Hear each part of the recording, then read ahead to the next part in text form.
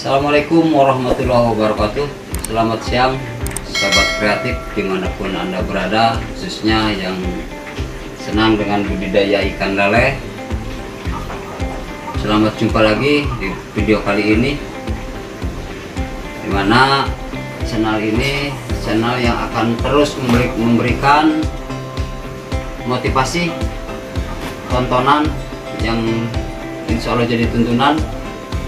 Dan juga channel ini akan memberikan ilmu seputar bisnis atau usaha di dunia pembesaran lele atau ternak lele.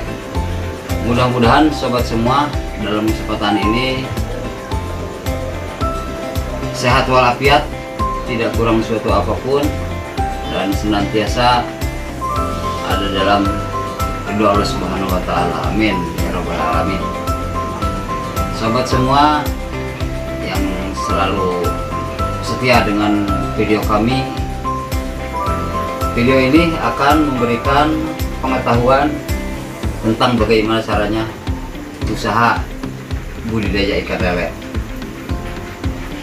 Tapi sebelum ke masalah bagaimana caranya mengisi atau memilih benih yang baik, di sini kami akan sedikit memberikan bahwa usaha itu tidak semudah yang sobat bayangkan. Tidak semudah yang sobat bayangkan. Karena yang namanya usaha tidak diundang pun pasti akan selalu ada dan datang rintangan-rintangan dalam usaha. Nah, sebagai jiwa usaha, sobat harus memiliki jiwa juang. Jiwa juang dalam arti sobat harus siap komitmen atau konsekuen pada tujuan sobat semua ya. Jadi dalam usaha tidak asal-asalan. Kalau asal-asalan untungnya pun asal-asalan. Tapi ketika sobat fokus di satu tujuan, untungnya pun pasti akan sobat rasakan. Nah, maka dari itu ada tip dan pesan dari saya. Ketika sobat memulai usaha, sobat harus satu tekun, konsekuen pada apa tujuan sobat yang sudah direncanakan, tidak pantang menyerah,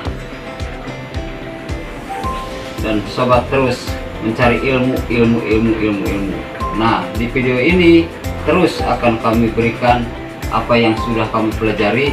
Mudah-mudahan semua ini bisa bermanfaat bagi sobat semua.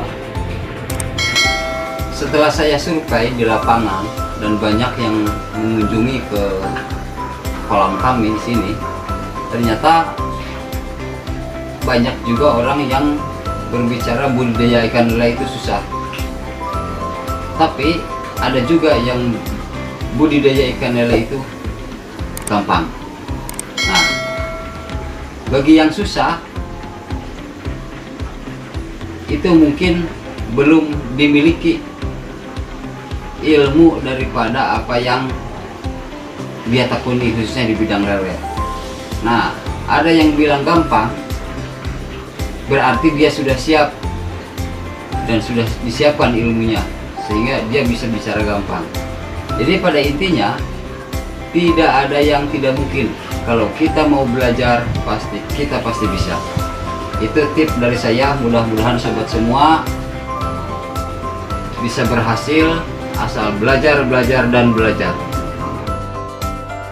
Baik sobat, sebelum lanjut, like, komen, dan subscribe-nya ya. Jadi di sini saya sudah siapkan beberapa kilo ikan di sini ya untuk penanaman. Nah, ini ikan sobat ya.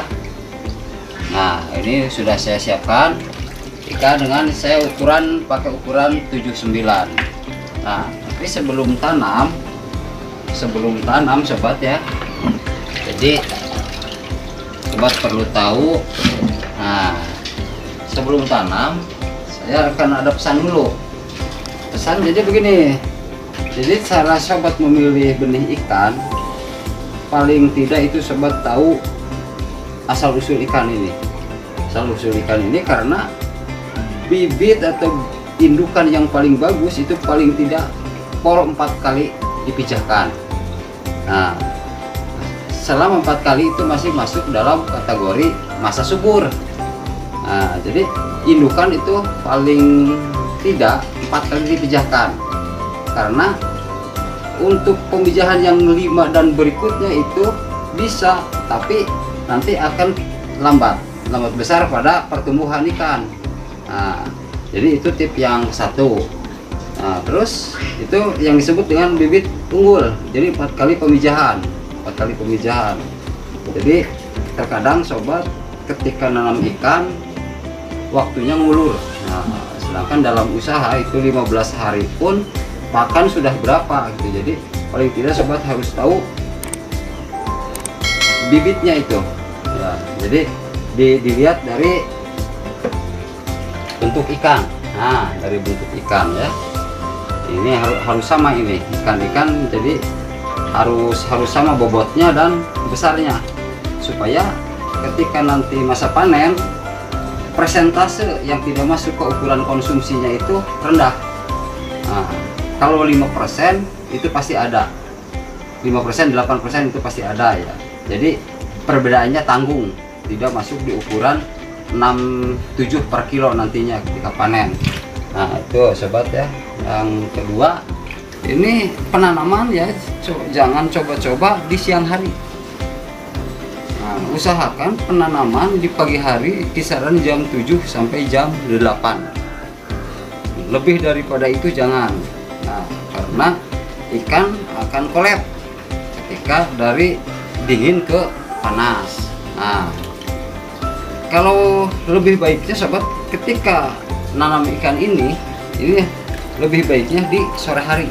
Nah, terus ketika ditanam saya pesankan jangan langsung dikasih makan, minimal itu 10 jam biarin, ikan tidak akan mati.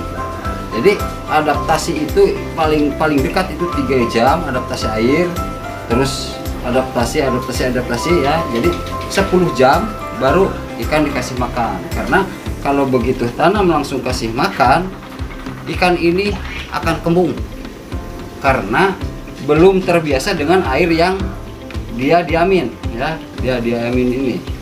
Nah, kenapa harus sore hari? Dari panas ke dingin.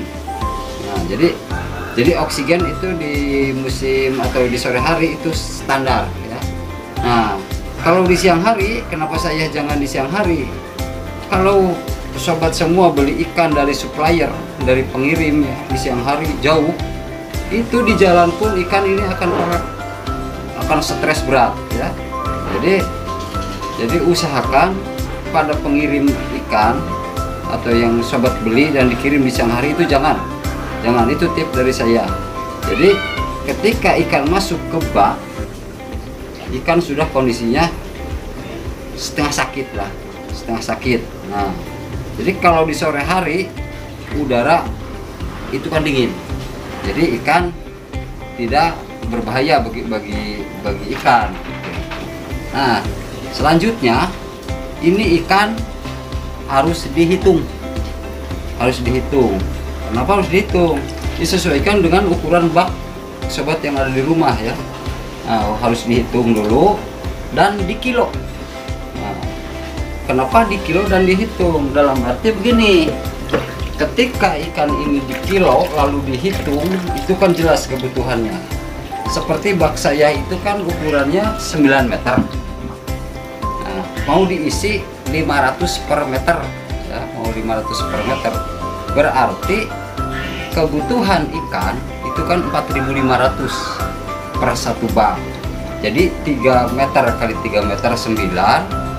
Nah, 9 kali 500 berarti 4.500. Makanya saya syaratkan harus dihitung, harus di kilo. Nah, kenapa harus di kilo? Nah, nanti kiloannya itu untuk kebutuhan seberapa kita memberi pakan pada kolam yang sobat isi.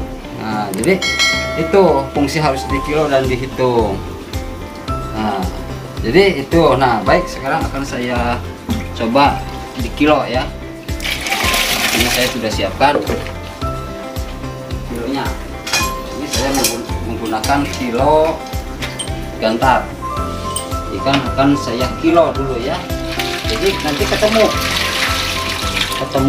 1 kilo itu ada berapa ekor.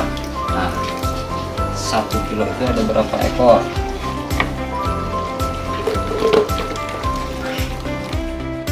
Nah, ini saya kilonya pakai kilo gantar ya. Ini tapi akurat ini.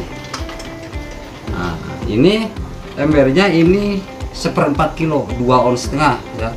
Jadi di sini harus 1 kilo 1/4, 1 kilo 1,25 kilo, jadi 1 kilo 1/4 ya. Nah itu, nah jadi ikannya 1 kilo. Nah kita hitung.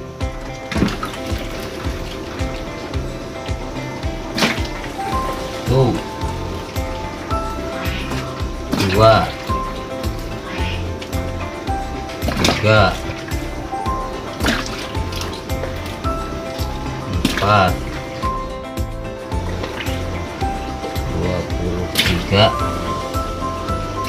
23 24. Nah, berarti kalau 24 kali 5 berarti 120. Nah, jadi ini 120. Nah, 120 berarti siap ditanam. Nah, tadi ada per kilo itu ada 120 kilo, 120 ekor. Per 1 kilo tadi dihitung ada 120 ekor. Berarti kalau bak 9 meter diisi 500, kebutuhannya 4.500. Nah, berarti sobat di rumah kalau baknya 9 meter diisi 500 membutuhkan 37 kilo. Kurang lebih ya 37 kilo. Nah, jadi kalau 37 kilo kali 120 4.440. Nah, sedangkan butuhnya 4.500. Nah, jadi kurang 10 ekor. Anggap aja jadi dipaskan 37 kilo untuk kiloannya. Nah, tapi kalau ikan tetap harus 4.500. Nah, jadi kenapa harus di kilo? Nah, yang 37 kilo tadi itu ya, 37 kilo kali 120 ekor berarti 4.440 dibulatkan 4.500. Nah, jadi yang 37 kilo itu untuk menganalisa pakan seberapa sobat per hari pemberian pakan. Nah, mungkin itu dulu. Jadi cara-cara ini harus sobat ketahui supaya bisa menganalisa ikan yang ada di kolam, bisa menganalisa kebutuhan pakan, sehingga karena dalam usaha itu sekecil apapun harus ada catatan. Nah, jangan dikira-kira. Nah, jangan dikira-kira. Jadi nanti kalau ini 120 per 15 hari itu harus disampling. Nah, jadi diuji, oh sudah berapa naiknya. Nah, yang tadinya 120 15 hari jadi berapa. Nah, itulah kenapa harus dihitung dan di kilo. Mungkin hanya itu dulu sobat ya, mudah-mudahan penjelasan dari kami bisa dimengerti, dan mudah-mudahan sobat semua ya yang ada di rumah dengan penjelasan ini ada sedikit manfaat, khususnya bagi para pemula ya. Bagi para pemula harus tahu hal seperti ini. Jadi yang namanya usaha itu harus tetap jelas rinciannya. Nah, jadi sobat jangan sampai kecolongan dalam arti kok habis pakan segini padahal data hitung ini sobat nggak mengerti. Nah, itu tips dari saya, dan mudah-mudahan video kali ini bisa bermanfaat, dan tunggu video selanjutnya. Untuk tahapan-tahapan kami akan memunculkan video-videonya. Mungkin hanya itu dulu di video kali ini, dan mohon maaf atas segala kekurangan. Billahi taufiq wal hidayah. Wassalamualaikum warahmatullahi wabarakatuh.